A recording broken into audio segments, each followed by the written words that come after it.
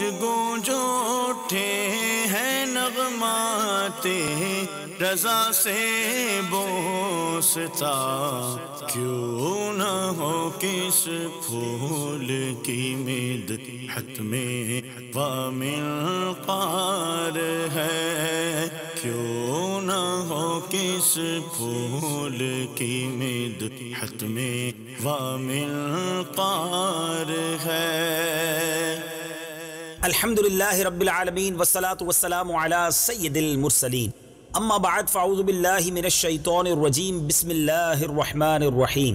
الصلاة والسلام علیک یا رسول اللہ وعلی آلک واصحابک یا حبیب اللہ، الصلاة والسلام علیک یا نبی اللہ وعلی آلک واصحابک یا نور اللہ۔ میٹھے میٹھے اسلامی بھائیوں اور مدنی چینل کے ناظرین، سلسلہ ہے نغمات رضا، اور سبحان اللہ اس مبارک سلسلے میں گلشن رضا کے مہکتے پھولوں کی مہکتی خوشبو لے کر ہم آپ کے لیے حاضر ہوتے ہیں۔ امام عشق و محبت اعلیٰ حضرت کے دیوان کا ایک خوبصورت کلام اپنے سلسلے میں شامل کرتے ہیں اور اس کی کچھ شرح، اس کی کچھ یوں سمجھیے تفصیل جاننے کی کوشش کرتے ہیں۔ ویسے تو امام عشق و محبت کا اپنے کلاموں میں کیا مافِ ضمیر تھا، ہماری اوقات نہیں کہ ہم اسے بیان کر سکیں، لیکن جو علماء نے یا شعراء نے ان کتابوں سے سمجھا، ان اشعار سے سمجھا، ان کے چند مدنی پھول ہم پیش کرتے ہیں۔ بہت خوبصورت کلام۔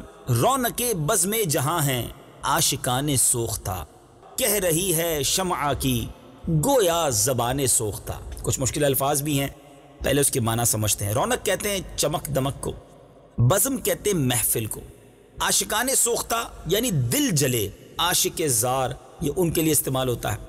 اچھا اب ذرا سمجھیے گا، اعلیٰ حضرت نے لفظ سوختہ کو، یعنی سوختہ عموماً جلی ہوئی چیز کے لیے استعمال ہوتا ہے، مگر اپنے ہر شعر میں لفظ سوختہ کو استعمال کر کے کمال کیا ہے کہ نعت کے اندر یہ الفاظ بار بار لے کر آنا یہ اعلیٰ حضرتی کا خاصہ ہے۔ اس شعر کا معنی کچھ یوں بنتا ہے کہ اس کائنات کی ساری رونقیں نبی پاک علیہ الصلوۃ والسلام کے عاشقان ہی کی وجہ سے ہیں، عاشقان رسول ہی کی وجہ سے ہیں، اور اس بات کی گواہی شمع بھی دے رہی ہے کہ خود جلتی رہتی ہے اور محفل کو روشنیاں بانٹتی رہتی ہے۔ تو گویا جو عاشقان رسول ہیں، دل ان کا یاد رسول میں تڑپتا ہے، دل ان کا یاد رسول میں جلتا ہے، مگر ان کی خوشبو سے یہ عالم بہک رہا ہے۔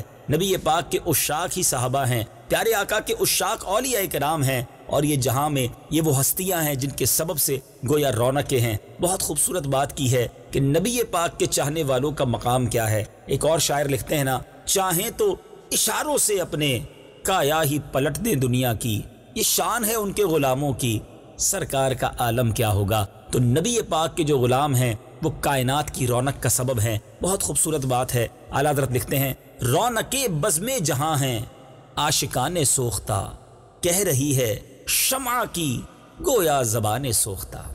رونق بزم جہاں ہیں عاشقان سوختہ، رونق بزم جہاں ہیں عاشقان سوختہ، رونق بزم جہاں ہیں عاشقان سوختہ، کہہ رہی ہے شمع کی گویا زبان سوختہ، کہہ رہی ہے شمع کی گویا زبان سوختہ۔ میٹھے میٹھے اسلامی بھائیوں، اب ذرا اگلے شعر کو سمجھیے گا، کمال کی بات کی اعلیٰ حضرت نے۔ آپ لکھتے ہیں، جس کو کرس مہر سمجھا ہے، جس کو کرس مہر سمجھا ہے جہاں اے منعمو، ان کے خانے جود سے ہے ایک نانے سوختہ۔ بڑی امیزنگ بات ہے اور بڑی ہٹ کے بات ہے۔ پہلے ذرا سمجھیے مشکل الفاظ کے معنی۔ کرس مہر کہتے ہیں سورج کی جو ٹکیا، اس کو کرس مہر، مہر کہتے ہیں سورج کو، کرس کہتے ہیں ٹکیا کو، سورج کی جو ٹکیا ہے۔ منعمو، منعم کی جمع یعنی مالداروں، یہ مالدار کی جمع جو ہے وہ منعم ہے۔ اچھا، خانے جود سخاوت کا دسترخوان، اور نانے سوختہ جلی ہوئی روٹی۔ ذرا سمجھیے گا کہ اعلیٰ حضرت نے جلی ہوئی روٹی کو کس پیارے انداز میں تشبیہ دی ہے. آپ لکھتے ہیں کہ اے جہاں والو، اے مالدارو، عشق سے نا آشنا اور مال و دولت کے حریص دنیا دارو، ذرا سنو. جس کو سورج سمجھتے ہو نا، بھلا عاشقان مصطفیٰ سے تو پوچھو یہ کیا ہے. جس کو تمہیں بڑا روشن سا ایک خوبصورت سی سورج کی ٹکیا نظر آتی ہے تو وہ تمہیں بتائیں گے کہ یہ ہمارے آقا کے دسترخوان کی صرف ایک جلی ہوئی روٹی ہے. پیارے آقا علیہ الصلوۃ والسلام کا دسترخوان اتنا وسیع ہے کہ نبی پاک علیہ الصلوۃ والسلام کے سامنے، یعنی بڑی خوبصورت تشبیہ ہے. اگر بات کو سمجھنا چاہیں تو بڑی آسانی سے سمجھ لیں گے. ایک شاعر لکھتے ہیں نا، چاند کی طرح ان کو ہم کہیں تو مجرم ہیں، کیونکہ ان کی چوکھٹ پر چاند خود سوالی ہے. اور اعلیٰ حضرت امام اہل سنت نے ایک اور جگہ چاند اور سورج دونوں سے بات کی ہے نا، یہ جو مہر و ماں پہ ہے اطلاق آتا نور کا، بھیک تیرے نام کی ہے استعارہ نور کا. پھر اعلیٰ حضرت نے چاند سورج سے فرمایا کہ دیکھ ان کے آگے نازیبا ہے دعویٰ نور کا، دیکھ ان کے آگے نازیبا ہے دعویٰ نور کا، مہر لکھ دے یہاں کے ذروں کو مچلکا نور کا. بڑی گہری بات امام اہل سنت کیا کرتے ہیں کہ نبی پاک کے رخ روشن کے سامنے سورج کی کیا اہمیت ہے. آقا علیہ الصلوۃ والسلام تو وجہ تخلیق کائنات ہے نا. چاند، سورج، تارے، آسمان کچھ بھی نہ ہوتا اگر پیارے آقا نہ ہوتے. تو کیا پیاری بات کی ہے کہ ٹھیک ہے دنیا کے مالدار سورج کی روشنی، اور جو دنیا دار لوگ ہوتے ہیں وہ سورج کی روشنی کے گن گاتے ہیں، اس کی خوبصورتی کی بات کرتے ہیں، مگر یہ سورج چونکہ گرم بھی ہوتا ہے تو جلی ہوئی روٹی کے ساتھ کیا خوبصورت تشبیہ دی ہے کہ ان کے جودے، ان کے دسترخوان ہے جود خان کا، ایک دلی ہوئی جلی ہوئی روٹی ہی تو سورج ہے. ذرا سمجھیے عشق والی بات ہے. امام اہل سنت لکھتے ہیں جس کو کرس مہر سمجھا ہے جہاں اے منعمو، ان کے خانے جود سے ہے ایک نانے سوختہ.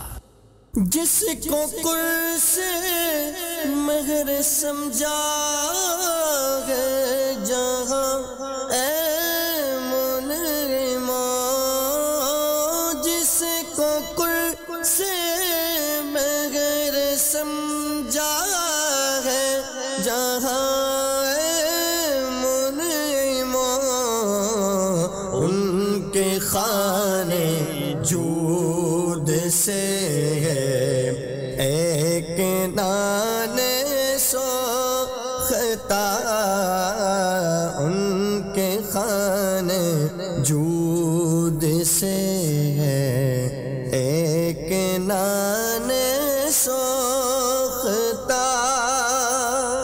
اللہ اکبر. اب نبی پاک علیہ الصلوۃ والسلام کی بارگاہ میں کتنے پیارے انداز میں ایک التجا کی جا رہی ہے. ماہ من یہ نیر محشر کی گرمی تابک ہے، ماہ من یہ نیر محشر کی گرمی تابک ہے، آتش عصیاں میں خود جلتی ہے جانے سوختہ. ماہ من اعلیٰ حضرت بھی کمال کرتے ہیں، کبھی اپنے کلام میں اردو کے ساتھ ساتھ فارسی کے الفاظ اور کبھی عربی کے الفاظ لاتے ہیں. ماہ من یہ فارسی کا انداز ہے. ماہ من میرے چاند یعنی اے میرے آقا. نیر کہتے ہیں، یہ بھی سورج کو نیر بھی کہا جاتا ہے. نیر محشر یعنی سورج کی گرمی بڑی زیادہ ہوگی نا محشر کے دن.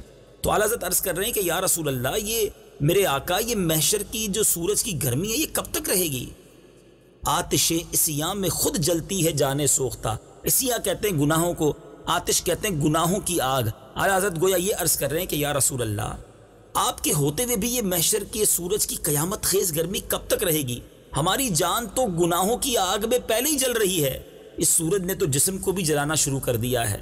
ذرا ابر کرم کا چھیٹا ہم گناہگاروں پر پڑ جائے تاکہ اس گرمی کا جوش تو ختم ہو. آپ کے دیدار کے متوالوں کو دیکھ کر جان لے کہ یہ دیوانے مجھے دیکھنے کے لیے اکٹھے نہیں ہوئے، یہ تو اپنے محبوب کو دیکھنے کے لیے جمع ہوئے ہیں. سبحان اللہ. بڑی پیاری التجا ہے کہ حضور آپ کے ہوتے ہوئے بھی یہ محشر کی گرمی ہمیں ستا رہی ہے. شہزادہ اعلیٰ حضرت مولانا مفتی اعظم ہند مصطفیٰ رضا خان صاحب نوری لکھتے ہیں نا، بڑی پیاری بات لکھتے ہیں کہ خورشید حشر جو ہے اس کی یقیناً گرمی بہت زیادہ ہوگی، مگر آقا جب آپ ہوں گے تو ہمیں غم نہیں ہوگا. میٹھے اسلامی بھائی اب ذرا اس شعر کو سمجھیے. ماہ من یہ نیر محشر کی گرمی تابک ہے، آتش عصیاں میں خود جلتی ہے جانے سوختہ.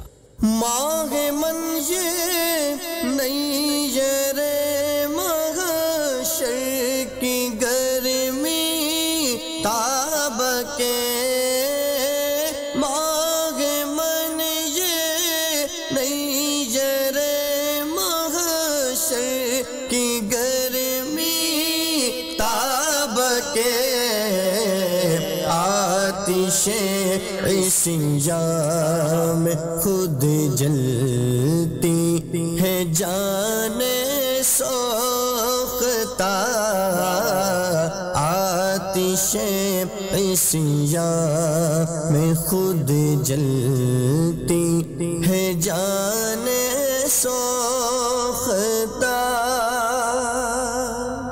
کمال کا اگلا شعر ہے اور یہ ایسے عظیم معجزے کی طرف اشارہ ہے۔ اس معجزے پر بہت سارے اشعار آپ نے سنے ہوں گے، اور میری مراد ہے شق قمر کا معجزہ، جس پہ میرے آقا علیہ الصلوۃ والسلام نے جب چاند کو اشارہ کیا تو 2 ٹکڑے ہو گئے۔ مگر میں سمجھتا ہوں شق قمر کے معجزے پر اس سے خوبصورت شعر اور کیا ہو سکتا۔ اعلیٰ حضرت لکھتے ہیں، برق انگشت نبی چمکی تھی اس پر ایک بار، برق انگشت نبی چمکی تھی اس پر ایک بار، آج تک ہے سینہ مہ میں نشان سوختہ۔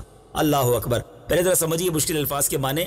برق انگشت نبی، برق کہتے ہیں بجلی کو، انگشت کہتے ہیں انگلی کو، اور نبی علیہ الصلوۃ والسلام کی مبارک انگلی کی طرف اشارہ ہے کہ پیارے آقا کی انگلی کی بجلی یعنی نور چمکی تھی اس پر ایک بار۔ کس پر؟ چاند پر چمکی تھی نا۔ ہوا کیا؟ چاند تو 2 ٹکڑے ہو گیا، مگر اعلیٰ حضرت دیکھتے ہیں آج تک ہے سینہ مہ، ماہ کہتے ہیں چاند کو، چاند کے سینے پر آج بھی ایک نشان سوختہ موجود ہے۔ اللہ اکبر۔ یعنی اعلیٰ حضرت فرماتے ہیں کہ چاند پر ایک ہی بار نبی پاک نے اشارہ فرمایا تھا، لیکن آج تک اس کے سینے پہ ایک جلا ہوا نشان موجود ہے جو دنیا والوں کو یہ درس دے رہا ہے۔ اور کیا پوچھنا چاہتے ہو اس انگلی کے اشارے کے بارے میں؟ آج بھی سائنس نے ترقی کی، بتانے والے بتاتے ہیں کہ جو لوگ چاند پر پہنچے انہوں نے آج بھی اس پر ایک نشان دیکھا ہے کہ یہ ایک ایسی لمبی لکیر ہے کہ کہیں کسی موقع پر چاند کے 2 ٹکڑے ہوئے تھے۔ سبحان اللہ، کیا بات ہے میرے آقا کے اشارے کی۔ پنجابی شاعر لکھتے ہیں نا، کر کے اشارہ سونا سورج نو موڑ دا، آپے چند توڑ دا تے آپے چند جوڑ دا، بگڑی بناوے میرے نبی دا اشارہ، قسم خدا دی سانو سب نالو پیارا۔ پیارے آقا کے اشارے کی کیا بات ہے، سبحان اللہ۔ اور اسی اشارے کی کرم نوازی کی طرف اعلیٰ حضرت نے ایک شعر لکھا نا، ایک میں کیا میرے عصیاں کی حقیقت کتنی، آقا ایک میں کیا میرے عصیاں کی حقیقت کتنی، مجھ سے 100 لاکھ کو کافی ہے اشارہ تیرا۔ انشاءاللہ ضرور ہماری طرف بھی اشارہ ہوگا۔ اعلیٰ حضرت کمال کی بات لکھتے ہیں، ایمان تازہ ہو جاتا ہے شعر کو سن کر۔ برق انگشت نبی چمکی تھی اس پر ایک بار، برق انگشت نبی چمکی تھی اس پر ایک بار، آج تک ہے سینہ مہ میں نشان سوختہ۔ برق انگشت نبی چمکی تھی اس پر ایک بار، برق انگشت نبی چمکی تھی اس پر ایک بار، آج تک ہے سینہ مہ میں نشان سوختہ، آج تک ہے سینہ مہ میں نشان سوختہ۔ سبحان اللہ، سبحان اللہ۔ میٹھے میٹھے اسلامی بھائیوں، اب چلتے ہیں اگلے شعر کی طرف۔ اعلیٰ حضرت امام اہل سنت لکھتے ہیں، مہر عالم تاب جھکتا ہے پے تسلیم روز، مہر عالم تاب جھکتا ہے پے تسلیم روز، پیش ذرات مزارے بے دلانے سوختہ۔ مشکل الفاظ کے معنی سمجھتے ہیں۔ مہر عالم تاب یعنی جہان کو روشن کرنے والا سورج، پے تسلیم سلامی کے لیے۔ اچھا، روز سے مراد یہاں روزانہ ہے، پیش بمانے سامنے ہے، اور ذرات مزار یعنی قبر کے ذرے، اور بے دلاں کس کو کہتے ہیں؟ یہ عاشقان رسول کے لیے لفظ استعمال ہوتا ہے۔ اعلیٰ حضرت امام اہل سنت کیا خوبصورت بات لکھتے ہیں کہ یا رسول اللہ صلی اللہ تعالیٰ علیہ وسلم کہ آپ کی محبت میں جو اپنی جان و دل کو جلا چکے ہیں، بے دلانے سوختہ یعنی وہ عاشقان رسول جو اپنا جان و دل جلا چکے ہیں، ان کا اس قدر مقام ہو گیا ہے کہ ان کے مزارات کی خاک کو سورج بھی سلام کر کے گزرتا ہے۔ اگر کسی کو یقین نہ آئے تو اصحاب کہف کا واقعہ پڑھ لے۔ جی ہاں، قرآن اصحاب کہف کے ان مزارات کے بارے میں کیا کہتا ہے سنیے اور ایمان تازہ کیجیے، اور اعلیٰ حضرت کی کس قدر قرآن پر گہری نظر ہے اس کو ذرا سمجھیے۔ آئیے قرآن پاک کی وہ آیات اور ان کا ترجمہ سنتے ہیں۔ وترى الشمس إذا طلعت تزاور عن كهفهم ذات اليمين وإذا غربت تقرضهم ذات الشمال وهم في فجوة منه. اور اے محبوب تم سورج کو دیکھو گے کہ جب نکلتا ہے تو ان کے غار سے داہنی طرف بچ جاتا ہے اور جب ڈوبتا ہے تو انہیں بائیں طرف کترا جاتا ہے، حالانکہ وہ اس غار کے کھلے میدان میں ہیں.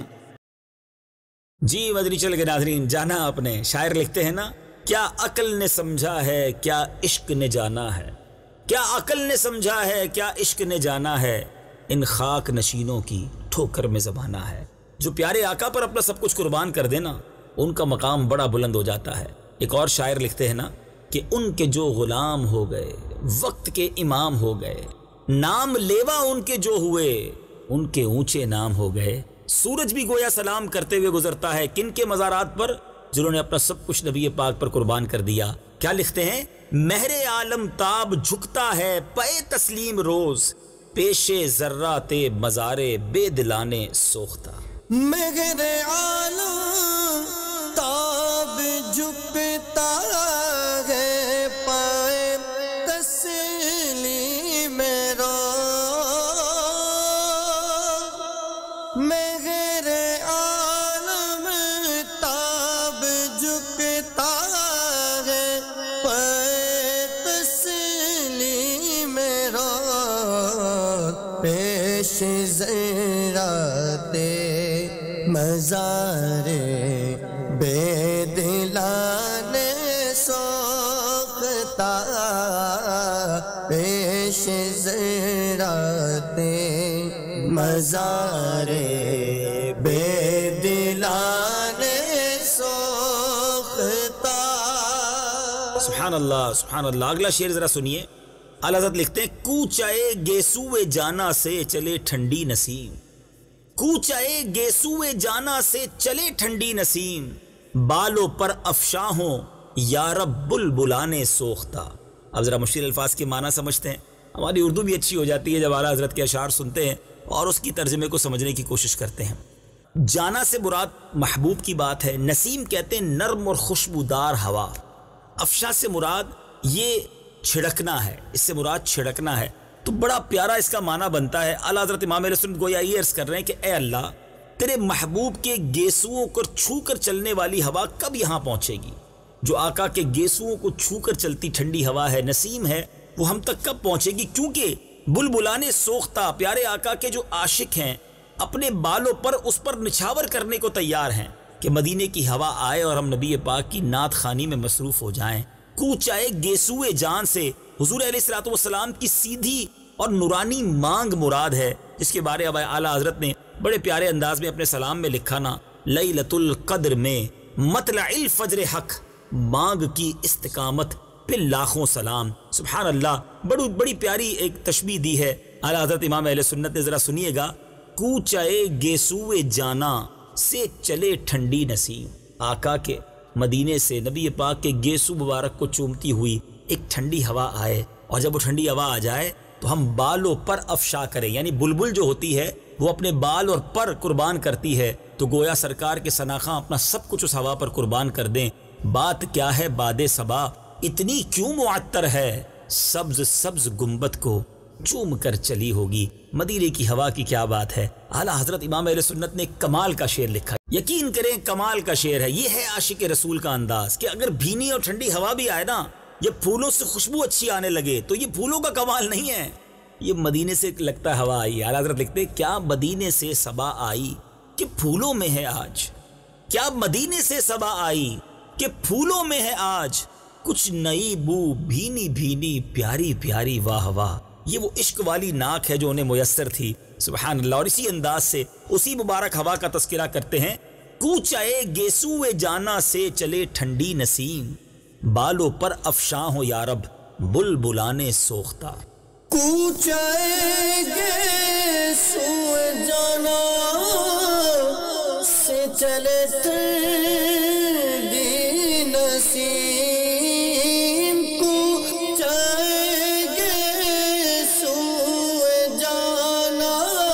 سے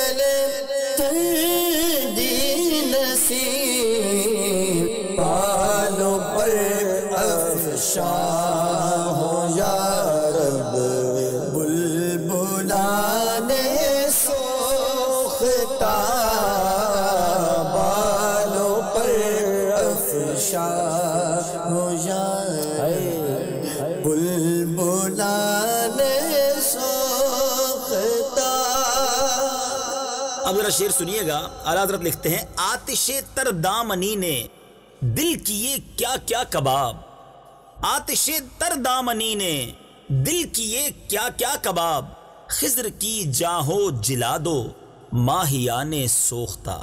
اب ذرا مشکل الفاظ کے معنی پہلے سمجھ لیتے ہیں. آتش تر دامنی یعنی گناہ گاری کی آگ.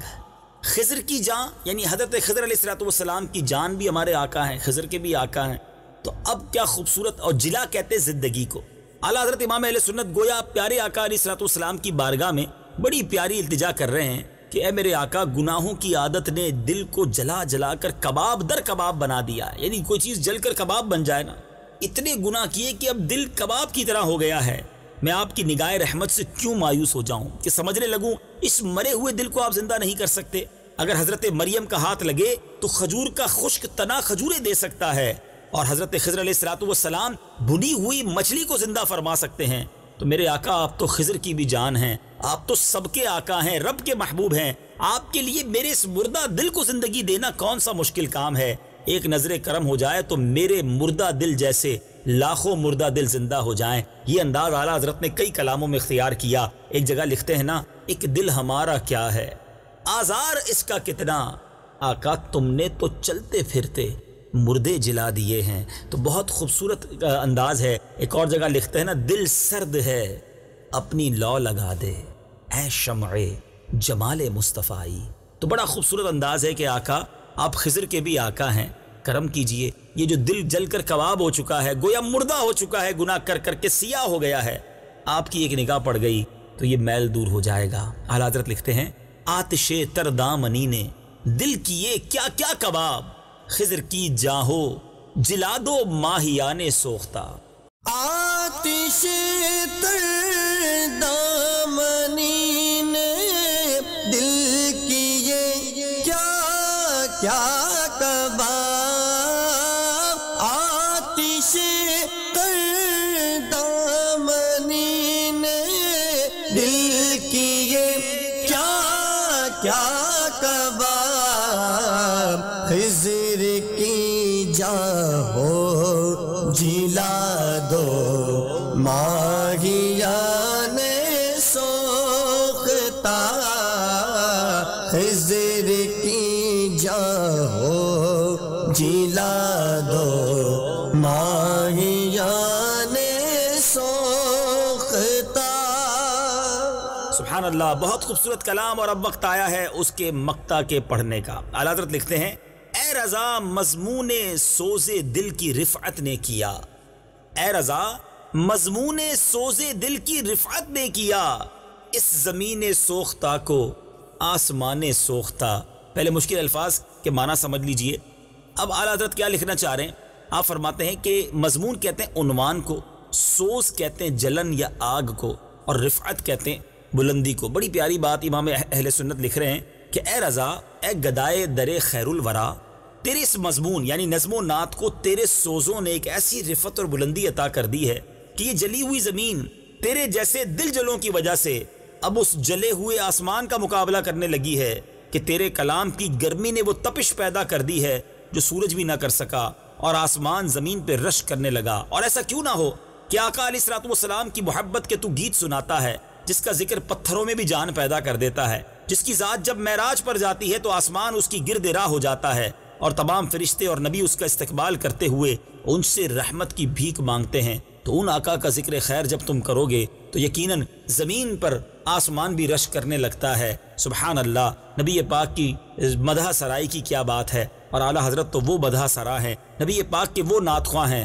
کہ آج بھی ان کے کلام پڑھیں تو دلوں میں عشق رسول کی شمع روشن اور فروزہ ہو جایا کرتی ہے. بڑی پیاری بات اور بڑی محبت اور جس کو کہتے ہیں نا مان والی بات کی ہے. اے رضا مضمون سوز دل کی رفعت نے کیا, اس زمین سوختہ کو آسمان سوختہ. اے رضا مضمون سوز دل کی رفعت نے کیا. اے رضا مضمون سوز دل کی رفعت نے کیا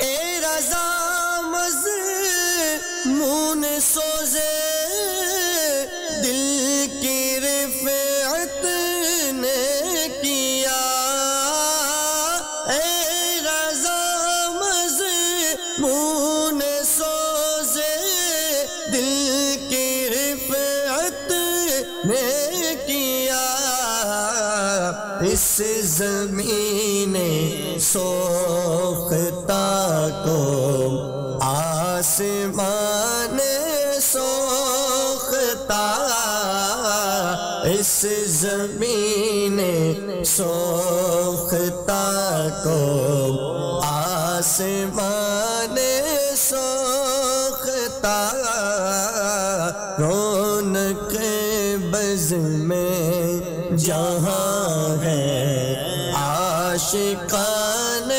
سوختہ کہہ رہی ہے شمع کی گویا زبان سوختہ رونق بز میں جہاں ہے عاشقان سوختہ۔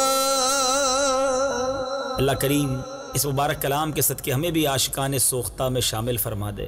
نبی پاک کا سچا عشق ہم سب کو نصیب فرمائے اور عملی عشق نصیب فرمائے۔ پیارے آقا کی سنتوں کی چلتی پھرتی ہمیں تصویر بنا دے۔